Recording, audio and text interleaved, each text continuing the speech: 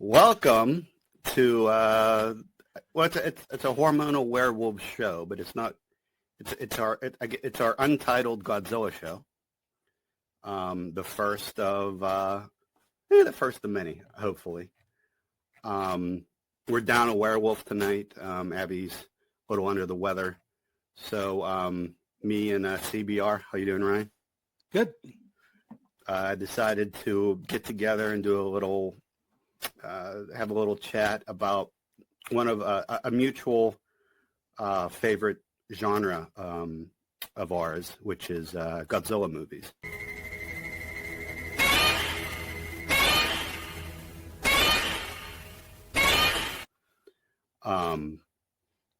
And I think we're going to, just talk about what got us into these movies and maybe just sort of casually discuss some of our favorites in the franchise. There's the different era of as most Godzilla fans know. There's different. The Godzilla films are broken into the eras of the decades that they were made.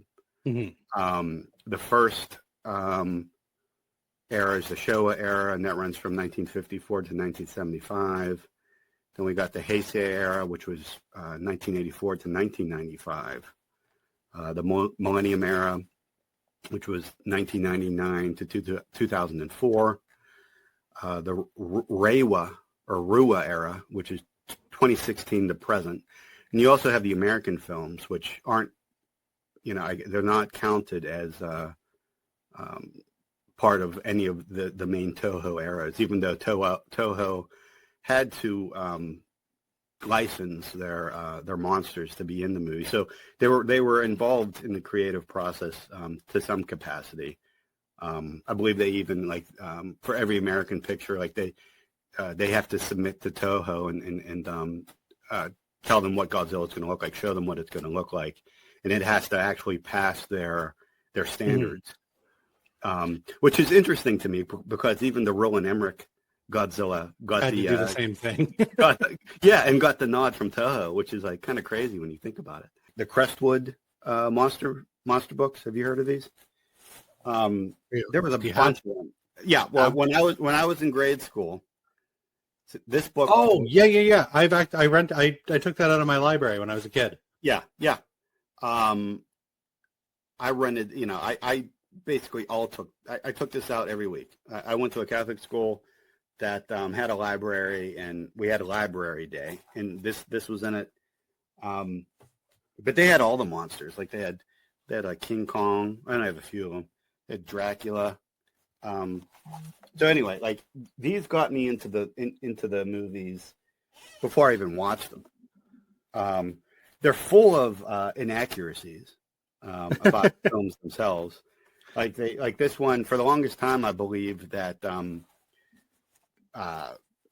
King Kong versus Godzilla had two endings, because it says it in the book that there's a Japanese ending where Godzilla wins, and an American ending where King Kong wins, and that's not true.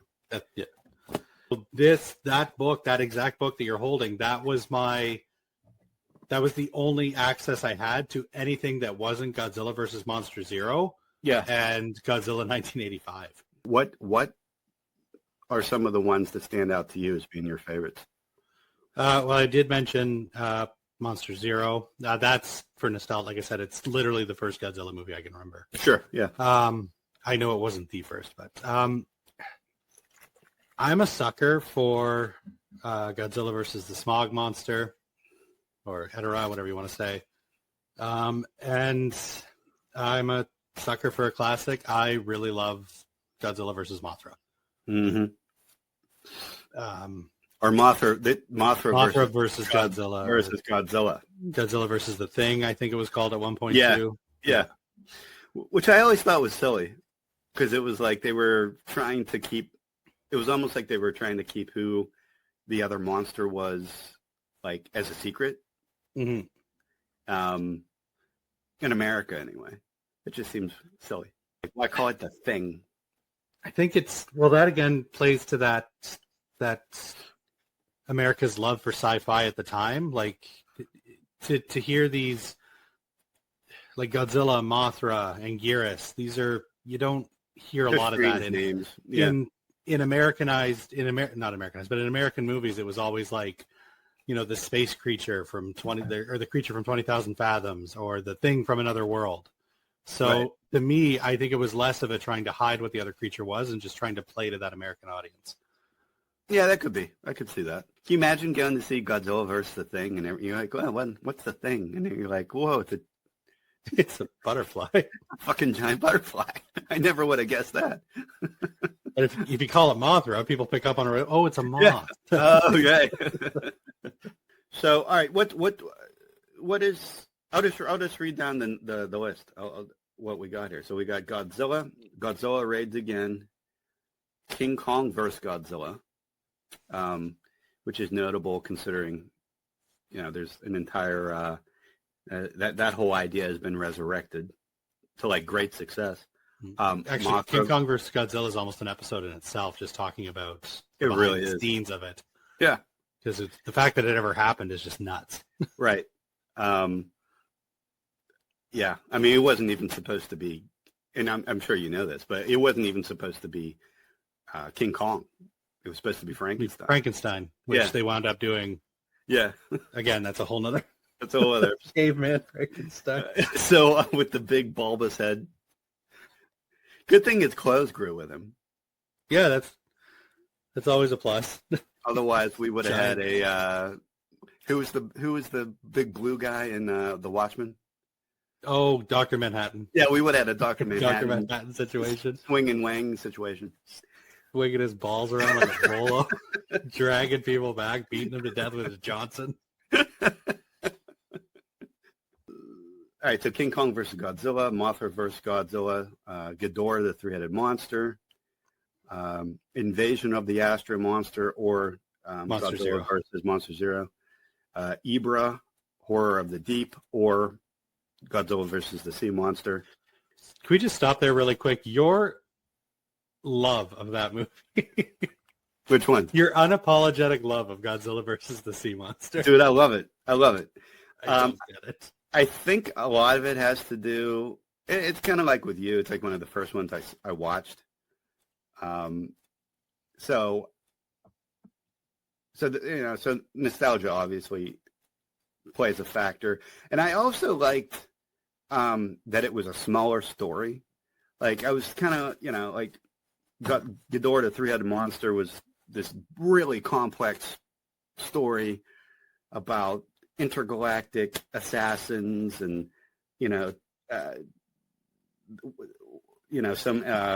some royalty from an Asian nation getting taken over by her mind being possessed by aliens, and I don't know, they were just getting like more and more complex. I liked how this one was kind of just like straightforward. Here's a giant monster. Here's a giant monster. It just kind of like took us back to the beginning. Like it took it back to Godzilla raids again. Where the whole crux of the story was just, there's a monster and Godzilla sees that there's another monster and he says, well, fuck that shit. I gotta make sure that,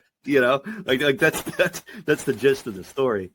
But that that movie, Godzilla versus the Sea Monster, was originally supposed to be a King Kong vehicle. Yeah. Toho was, they wanted to do, well, they only had the Kong license for so long, and they wanted to do, I can't remember why they didn't use Kong. But it actually, because Godzilla kind of acts like Kong in that movie. Yeah. Like he becomes obsessed with one of the female characters, which is like very un-Godzilla. It's like they forgot to change up the script a bit after, and nobody picked up on it the entire time they were filming it. Yeah. Well, that's, not to like go backwards in time, but that's why King Kong has lightning powers in King Kong vs. Godzilla, because he was supposed to be Frankenstein. That's right. Remember, That's like why he gets, yeah. that's what like gives him the little extra energy to make him able to um, finally turn the tables around on Godzilla, who had just been like owning him throughout the entire movie. It was getting struck by lightning. Keep forgetting that King Kong gets lightning powers in that Yeah, movie. dude, he gets lightning powers. He does, and it's I always think back to the tree when he just shoves the tree down his throat. Yeah, That's the only thing I keep picking up on. I keep forgetting that King Kong eventually just goes full lightning powers in that movie. yeah. It just makes you think like maybe all gorillas have that power and we just don't know. You know, like normal sized gorillas. I looked out my window just now, like afraid to see a gorilla. Those Canadian gorillas. I'll tell you what, if a gorilla from the local zoo got struck by lightning, you'd know. I think I'd hear about it. He'd be zapping everybody. Gorilla fucks it up. 12 at 11. Sorry. So I got off on a tangent there with the sea monster. What was the one after that? Son of Godzilla, which I love. You don't like Minya? I hate Minya. I like the idea of Minya. I don't like that he's like basically the Pillsbury Doughboy of Toho. Like that's a little weird. You know? I like Millennium Era Minya when it's just basically like a little Godzilla and not idea. It's Godzilla's kid. Right. Son of Godzilla is, it's better than the next movie. Destroy All Monsters? Oh, wait. Sorry, I got them mixed up. No, Destroy All Monsters is fine. I didn't mind that one. I liked it. All right, let's just go retroactively here, because before we get into Destroy All Monsters, because that was basically, that was supposed to be the last Godzilla movie. And that's why they were just like, balls to the wall, which have every monster from our cinematic universe. Let's just cram them in this movie, and it'll be like this big send off, kind of just send like, off, hey, yeah, it's been fun, but which was really cool. But it takes me back to so the first monster mashup, and what I consider a monster mashup is you need more than two. You need at least three monsters for it to be a mashup. And so the first one was Ghidorah, the three-headed monster. And that blew my mind. That's my favorite of the Showa era, by the way. And it's 1B of my favorite Godzilla movies of all time. That one blew my mind because, first of all, it was the teaming up of the monsters. It was Godzilla completing a face turn and fighting for Japan for the very first time. Dude, it's freaking inspirational. When Mothra's like trying to get Rodan and Godzilla on board to get along. Yeah, and she's like chirping at him. The twin fairies are translating. To use your reference, she's like chirping at him, and they're just like, yeah, and like they're like swearing at each other because the fairies are like, oh, Godzilla, what terrible language. Oh, Godzilla, what terrible language. I think I'd mentioned this. I think I'd mentioned this to you before. When I was a kid, I bought this not knowing it was a Godzilla movie. Oh, yeah, I could see that because it didn't have Godzilla on the cover, and the cover I had was just like this red. It was a red cover with just like this black silhouette of what appeared to be some kind of snake monster. I didn't even know it was monster because again, I knew of Godzilla versus Monster Zero, and when you're 6, you don't pick up on the fact that I don't even know if they do. Do they call Ghidorah in Monster Zero? Yes. Hey, look. Ghidorah. On Earth, you gave this terrifying monster the name of Ghidorah. Everything is numbered here. The monster is 0. Okay, I didn't pick up on that when I was a kid, and obviously I haven't picked up on it when I'm an adult. But yeah, no, fucking blew my mind. And to get Ghidorah, Godzilla, Rodan, and Mothra. Fucking best weekend of my life. You must have been, if that was me, had I not known it was a Godzilla movie, then suddenly like Godzilla pokes his head out of the water, I would have been flipping Oh, I lost my shit. flipping out. What a great surprise.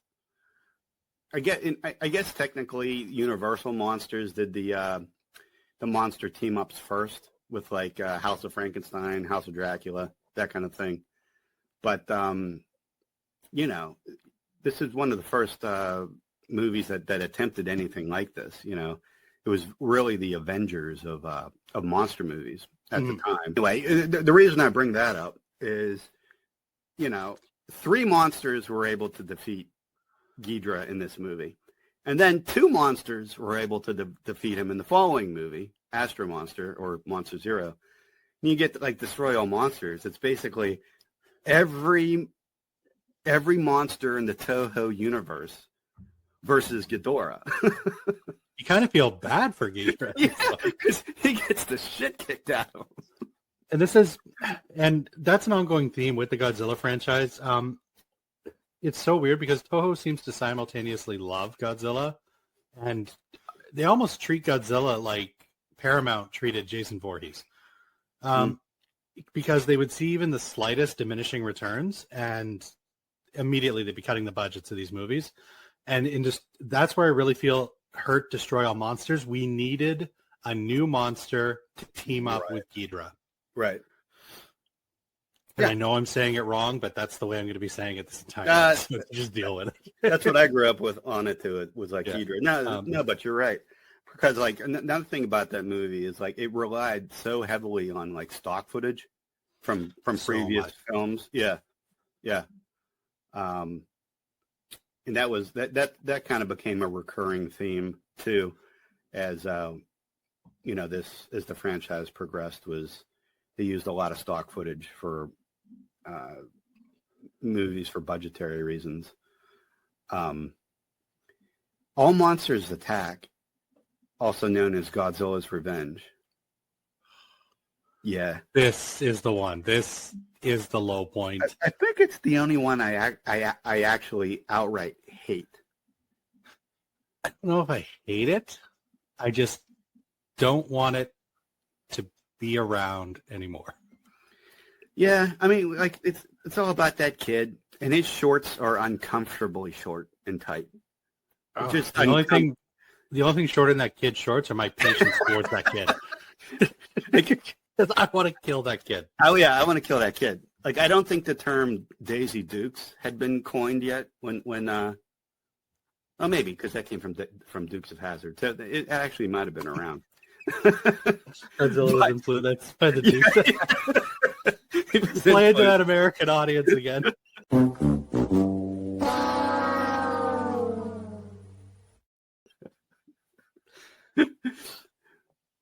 Oh, it's just everything about it. And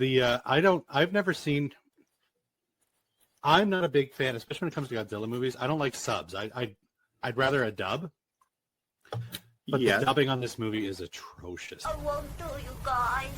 Oh no! Where'd he go? Uh-oh. That kid is so he's great. He's so irritating. It's like him and the Babadook kid.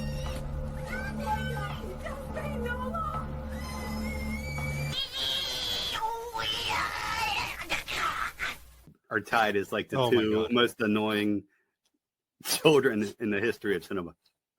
And whoever voiced Minya, I don't even know what that is. Hey! Come on over here! I won't hurt you! You won't? No! Don't be afraid! That's like, what was the name of the guy in the Andy Griffith show? Like Gomer Pyle? It's kind of a Gomer Pyle, but no, Andy Griffith was like, it was like Don Knotts? Yeah, he sounded like Don Knotts if Don Knotts had just taken like ketamine. You go read any book you want on the subject of child discipline, and you'll find that every one of them is in favor of butt nipping.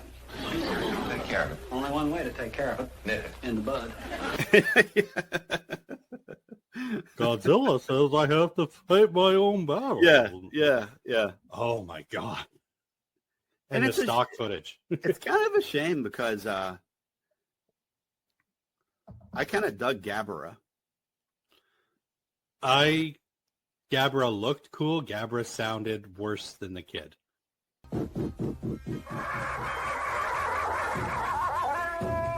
That with the noise, With that Really? gurgling gurgling noise. thing, yeah. So the next one is a personal favorite, but I can honestly say it's one of the strangest movies in the entire franchise. And I'm glad they didn't kind of stick with this mode, but I love this movie and I love it for this one, for like one go around. I was cool with the weirdness. And it was Godzilla versus Hedorah or Godzilla versus Smog Monster. Smog Monster. Yeah. But just what a weird, like, and we're talking about giant monster movies. So like, these are weird, just kind of like, anyway. But this one is really strange. This is the weirdest Godzilla has ever been. Ever been. And that includes like Shin and some of the, like the modern interpretations. Godzilla flies in this one. He does. This is the first time he flies because it's not the only time. Well, I was considering the drop kick in Megalon, but but he's on his tail. I guess that's not technical. Yeah, you're right. He was. But like Hedorah, like it had like bits of animation in it. Yep. Like those cartoon sequences.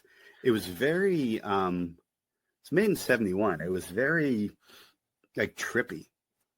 Well, we're also getting like, again, you have to look at the influence of the time. Like, you would have had the Beatles, you would have had other bands like that.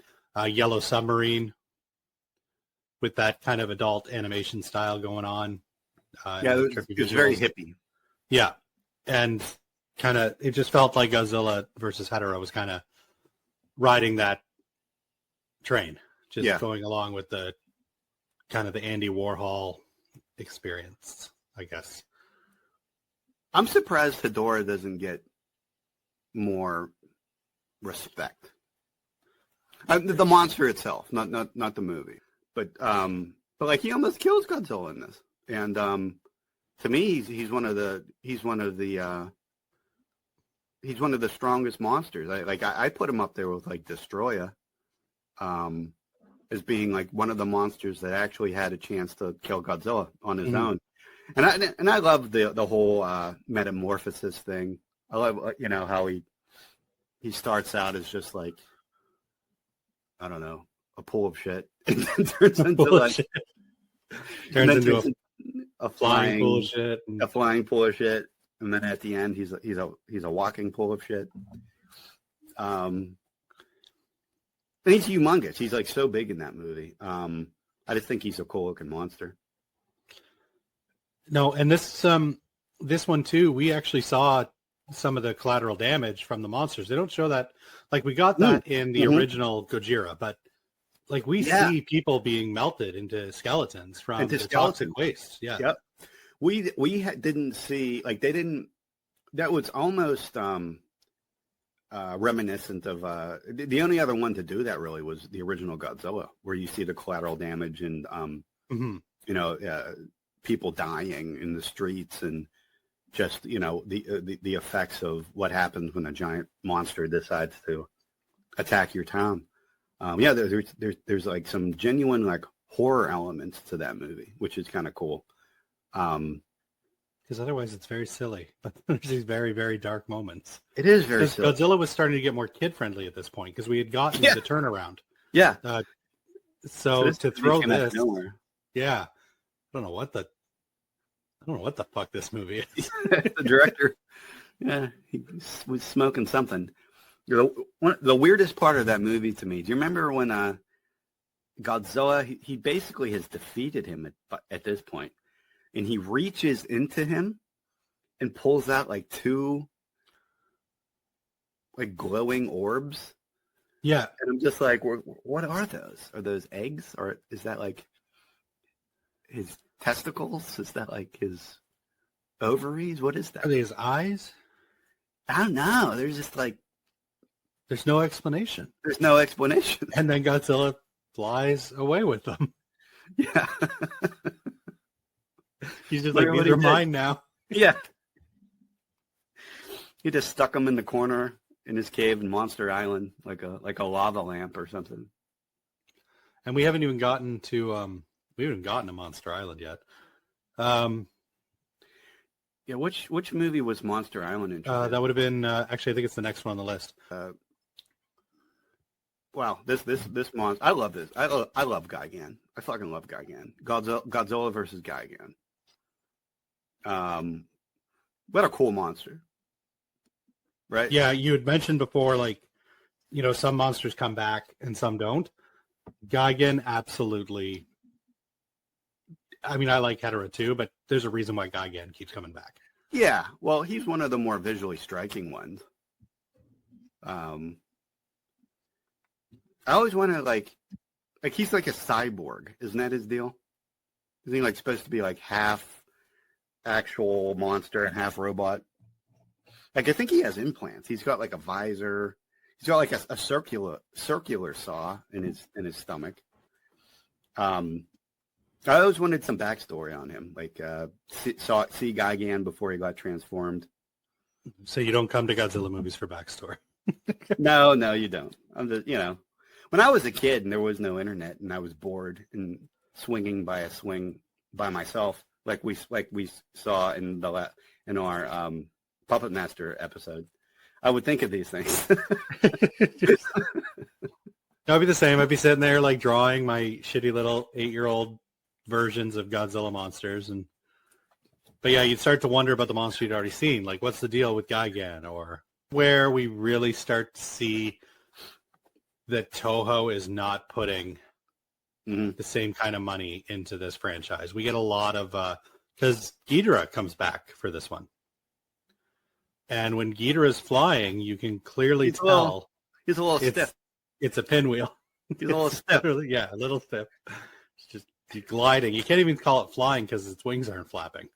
Well, and the other thing, like in his like in Ghidorah the Three-Headed Monster and Astro Monster, each three of his heads were constantly moving, like whipping around. And in this movie, they like are stationary. Like I don't know if they move at all. I'll have to. It's been a while since I saw that one, but I think for the most part they're just stationary. Like they just are nothing upright. Nothing about Ghidorah moves much in this one. It's almost like they just took an action figure and because a lot of the scenes where Godzilla is fighting Ghidorah are again recycled scenes. Mm-hmm. Toho's pulled from like Destroy All Monsters, and they pulled from the previous two outings. We've got the Monster Zero and the Ghidorah Three-Headed Monster. Yeah, and I'm honestly surprised. Well, I guess we had to because they called it Godzilla versus Gigan, but it almost feels like Godzilla versus Ghidorah too, or whatever. Yeah. And they always bring out Ghidorah when they don't think the movie's going to perform. Like they always bring him out when they're like, okay, this movie has Ghidorah in it too. It's almost like they didn't have confidence that just Gigan could pull the weight of this movie, and I think that's kind of silly. I think just a straight up Godzilla versus Gigan movie would have been pretty sweet. And not to jump too far ahead into a whole nother area of Godzilla, but it kind of felt that way with Godzilla 2014 as well. Because that's a whole different episode, but I know our opinions on 2014 are very different. Probably, yeah. We did feel with King of the Monsters that they were like, we've got to fucking pull out our A game. Mm-hmm. So we're bringing Ghidorah into the legendary Monsterverse, which I am very happy they did because let's face it, King of the Monsters is fucking amazing. Yeah. I mean, I'll cut to the chase. Like I said Ghidorah the Three-Headed Monster was my 1B. That King of the Monsters, Michael Dougherty, is my 1A. And a lot of Godzilla fans, hardcore Godzilla fans, would probably sneer at that. To be honest with you, that movie is not well loved in the community, and I don't understand why. It's all I don't get all it. that movie is a love letter to people that grew up on Godzilla, and that's it. It was made for the fans. Like, it's so By a clearly fan. for There's the no way fans. that Michael Dougherty is not a fan of Godzilla. Like, everything about that movie screams, I know what I'm doing, and this is what people want to see. Yeah. I mean, it's everything I could have. It's everything I wanted. It's basically it's a remake of Ghidorah the Three-Headed Monster, and it's Just one of the great. It's absolutely everything I could ever want in a Godzilla movie. there's two types of fans when it comes to computer generated effects. There are those who, I'm in the camp where if it's needed, let's see CGI. King of the Monsters is a testament to that. This is a completely CGI movie. These are CGI monsters. Hmm. It is fucking glorious. Yeah, it is. Yeah, And you are doing in this movie that you could never do with a man in a suit. gives me goosebumps just thinking about it. Such a great movie. Sorry to jump ahead. But Yeah. Godzilla vs. Gigan. I did want to ask, is this the one with the bugs or the one with the monkeys? The bugs, monkeys. Right? I think the monkeys is Mechagodzilla. I believe monkeys is Godzilla. This is the cockroach guys. This is the cockroach guys. And they see in the silhouettes, if they've got their shadows or something, Yeah, they can tell they're cockroaches. right. There's that sci-fi thing coming back in. Yeah. It's so weird. Yeah, and it's also the one where the cockroaches, they make their headquarters is the giant Godzilla like skyscraper thing. Yeah. The building that looks like Godzilla. And this is they were making a theme park. Monster Island. Yeah. Which at this point is a theme park. Oh. Well, wait a minute, because didn't Godzilla and Anguirus, they swim from Monster Island to get to this place? Don't they? Do you remember like that whole they have to like it, or did they just call it Godzilla Land? I think it was Godzilla. Or Godzilla? No, you're right. But this still is the introduction to Monster Island. Yeah, This is where it's the first movie we see it. Yeah, and it's the first movie that we've seen Anguirus in since Godzilla raids again. Something funny going on. You better check.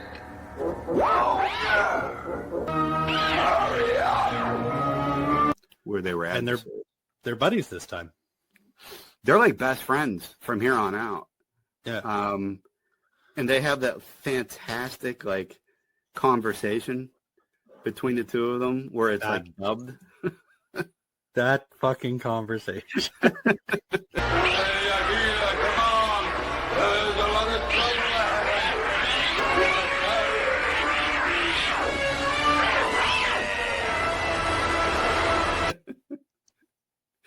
Where he's like, Anguirus, come on. You're too fucking slow, or whatever he says. I did not think... I've heard Godzilla's voice in my head since I was like 5 years old. I did not think it sounded like that. I did not see Godzilla vs. Gigan. My introduction to Gigan was the next movie that we're going to talk about. You didn't think he sounded like Wilford Brimley? That's not the first. I'm Wilford Brimley, and I'd like to talk to you for a few minutes about diabetes. I was not expecting Godzilla to talk about diabetes for 7 minutes. Next movie up, unless you have anything left to say about this. No. I never put it up there with my personal favorites for some reason, but it clearly is Godzilla versus Megalon. I wore that VHS tape out. I still have mine somewhere. I might Gotta too. dig it out. They're dwindling. I keep lending my movies to people, and like you just never see them, or you move and you forgot that you lend them to people. Mhm. But that was like, if Adam was sick, that's a movie I threw on. I laid in bed and I watched that movie. Very little human characters, except for the ambiguously gay dads.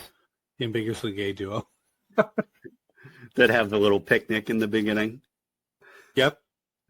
With their adopted love child, I'm assuming. Yeah. Again, not that there's anything wrong with that, but not at all. This is clearly what this is. I mean, I just think it's funny when they don't. You have to kind of read between the lines. That's all. Yeah, because this was the 70s and nobody dared to. Right, but They were clearly gay lovers. Oh yeah, just just a nice couple with their adopted son, and Yeah, there's nothing wrong you're with it. enjoying a picnic. Dude, that in the beginning of this movie, when he's floating on that thing, it's like this giant fish thing with the little fish propellers. Yep. That thing is huge. And I was just like, that's amazing. Like, where do you get one of those things? Like, you couldn't just... Well, they I'm were sure you inventors. couldn't take it to a public pool. Yeah, I guess he invented it for him. This movie sets it up right there, though, because you got Roxa, with the giant fish thing, getting sucked in by a whirlpool. Yeah. And then the two dads, one of them's just like, quick, the rocket.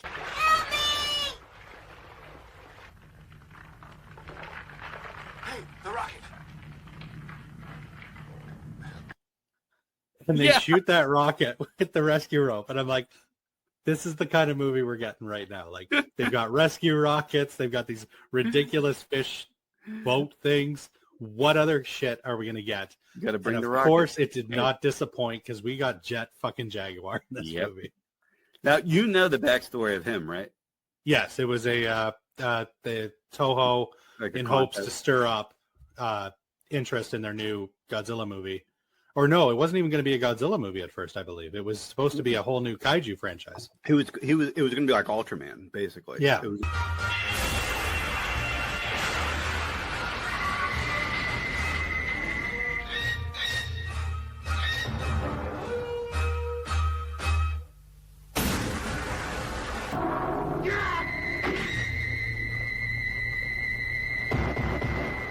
going to be a Toho-based Ultraman.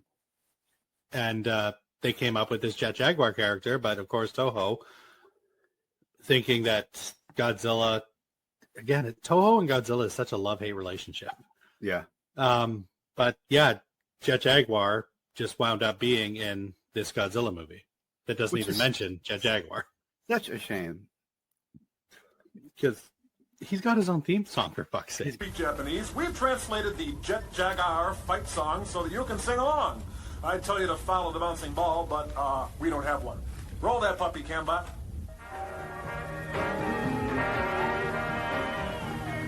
人が作ったロボットだけど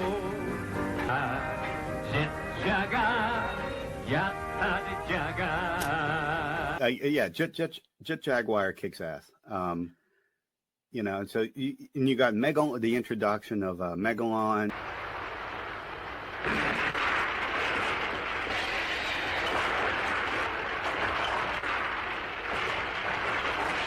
Which again, another monster like you never really see ever again. His design is awesome, like a giant armored beetle thing Cockroach thing, yeah. that spits. Jet grenades. Jaguar has gotten the least amount of screen time, I think. Was he in More so Final than Wars? any other. He was not. But again, we've got recycled monsters because Gigan comes back. We've got a message coming from Star Hunter M Universe. We are sending you the monster Gigan, as requested. For no reason. Other than the People of Atlantis. What the Atlanteans had the gem? Yeah, how are they connected with the outer space people? That doesn't really make any sense. But they were basically They had the costume lying around. yeah. I mean, I'm not mad about it. Gigan and Megalon actually make a pretty badass pair. Yeah, they look good together. Like Yeah. like They have I good know feng you shui.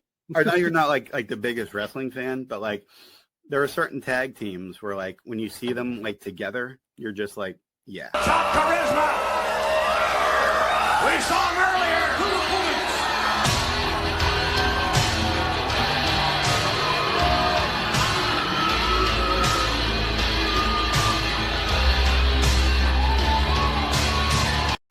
Like those guys, yeah, that's a team.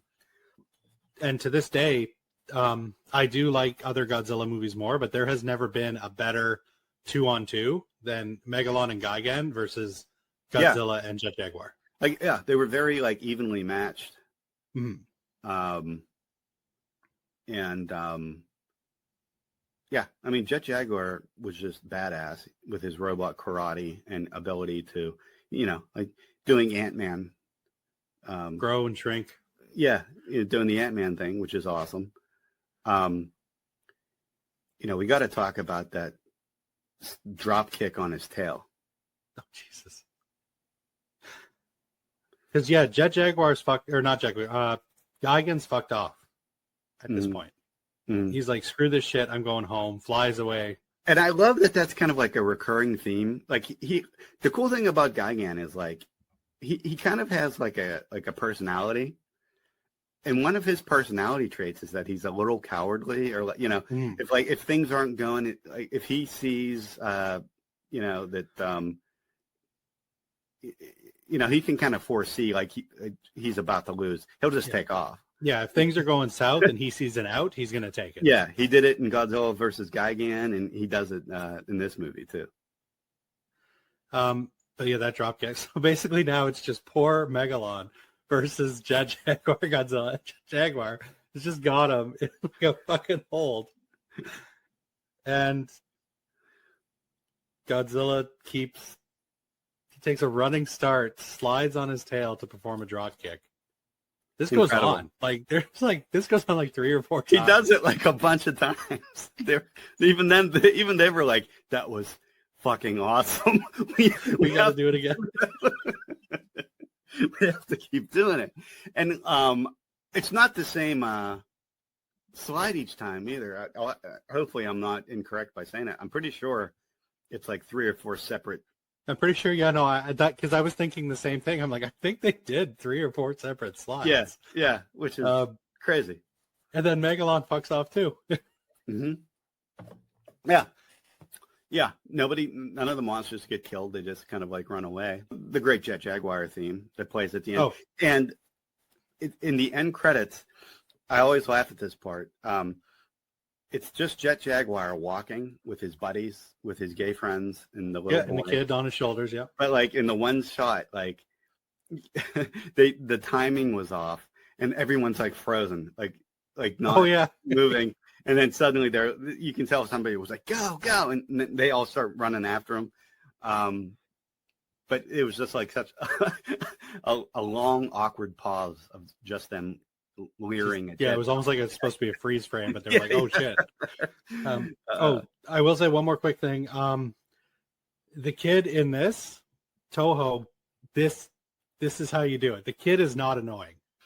Then we come down to Godzilla versus Mechagodzilla, and this movie slaps. In my opinion. You got poor Anguirus getting his jaw ripped out of, jaw broken within the first 10 minutes. That's right.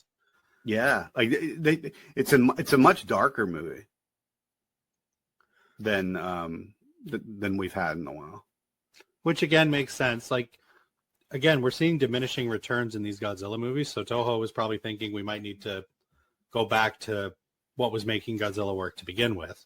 You get introduced to King Caesar. He's in this movie. King Caesar and shit. I always get Godzilla versus Mechagodzilla and Terror of Mechagodzilla mixed up. Well, in Godzilla versus Mechagodzilla, there's 2 good monsters versus 1 bad monster. And in Terror of Mechagodzilla, it's reversed. That's right. This one is King Caesar and Godzilla versus Mechagodzilla. And then next one, it's Godzilla versus Mechagodzilla and Titanosaurus. Titanosaurus, yep. Okay.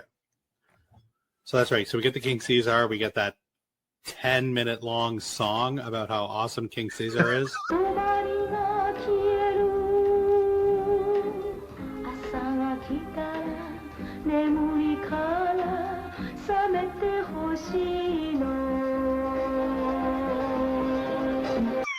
And that's how he gets resurrected, apparently, because he's a bit of a narcissist and he needs to hear about how awesome he is before you got to pump him up. Yeah, you got to just be like, you are awesome. They go fuck up their day.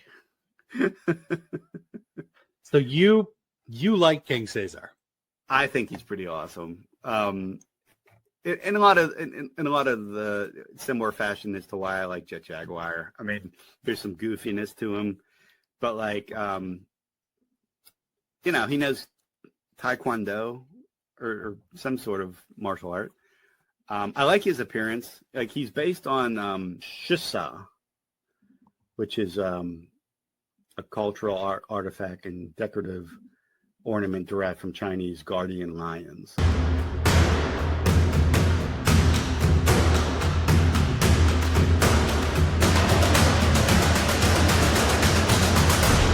So he's like a lion and like in a reptile mixed. And I don't know. I just think it's cool. And I like that. Like he's like the guardian of Okinawa. I just like that. I don't know. That just the whole prophecy angle they bring to this movie is kind of cool to me. I did like that we got a bit of what the fuck is going on with Godzilla in this. Yeah. Yep. See that again. And see, I saw Terror of Mechagodzilla first. So that was already spoiled for me. I knew there was a bad Godzilla.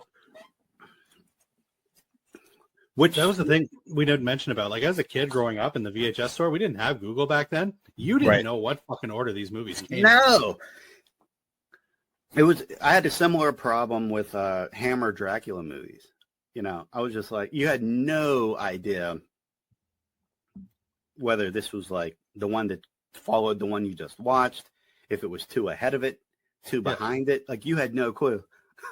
No, producers need to realize this. Stop giving us this, this First Blood, Rambo First Blood Part 2, Rambo 3, John Rambo. Put numbers in your fucking movies. I watched Terror of Mechagodzilla a lot more.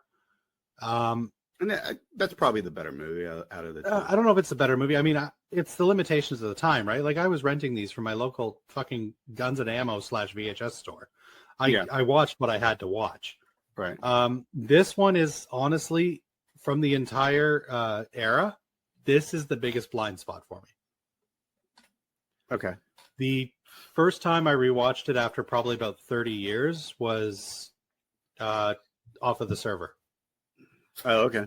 So I've seen it maybe twice in my life. Yeah. I mean, the concept at the time, you couldn't beat it. Godzilla versus fighting a robot version of himself, like, that was a big deal, like, that was huge. That was so cool. In Mecha G, I mean, like he's stood the test of time. He's one of the most iconic monsters that we'll probably even talk about.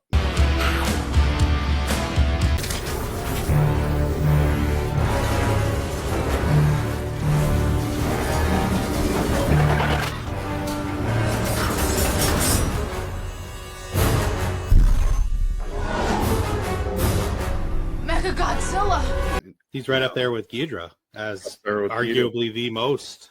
Yep. He's got friggin' finger lasers. He's got the spinning head thing. Dude, he's amazing. And missiles for fingers. Sorry, finger missiles. That's right. He had the laser coming out of his chest. They keep reloading, I guess, because he keeps shooting them.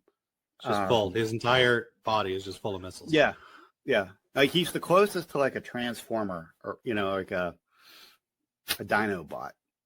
Mm-hmm. That you get in this. Kind of does look like Grimlock. Yeah, it looks like Grimlock. Yep. Yeah, totally does. Totally does. So then we get Terror of Mechagodzilla, and this was the last film that Ashiro Honda. This might have been Ashiro Honda's last movie in general. Let me make sure I'm correct about that. Yeah, I think so. But he was, of course, the director he did the original Godzilla. He did Mothra versus Godzilla. He did Ghidorah, the three-headed monster, Invasion of the Astro Monster, Destroy All Monsters, All Monsters Attack. And so he was the last guy to do a Showa era Godzilla film. And it was Terror of Mechagodzilla. One of the only times, other than Ghidorah and Astro Monster, where they did a direct sequel from the previous film. Mm-hmm. And Depending on what day you catch me. Sometimes I like Godzilla versus Mechagodzilla more. Some days I like Terror of Mechagodzilla. Terror of Mechagodzilla is a really cool movie. Titanosaurus is like one of those unsung Toho monsters. Like I think he's great. I think the design is great. That little like gurgling sound that he makes.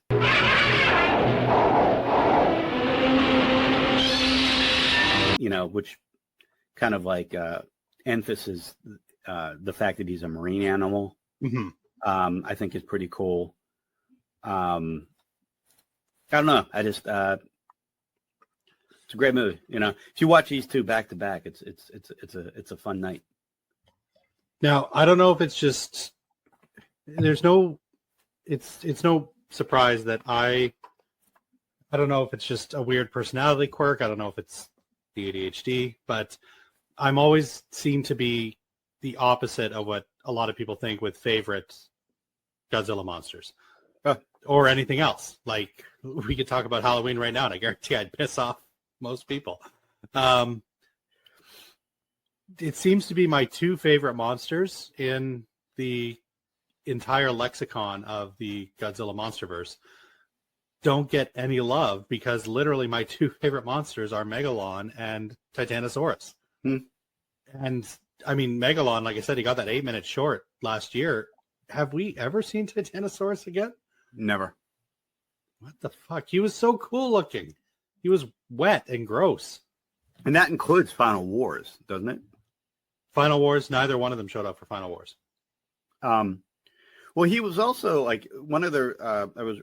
I read some production notes on that movie. He was like red. He was very like vibrant. Like he stood out, and they did that on purpose because the colors in that movie were very muted, and of course Godzilla's charcoal gray or whatever he is, or deep or dark green or whatever. Mechagodzilla's he's not as shiny in this movie as like chrome as he was in the battle damage. Yeah, and so they did that on purpose to kind of make him like stand out. And no, I love Titanosaurus. I think he's an underrated monster, kind of like in a lot of ways like Ibra, to be honest with you, for similar reasons. They're these kind of awesome sea monsters. They both have awesome designs based on like actual marine life.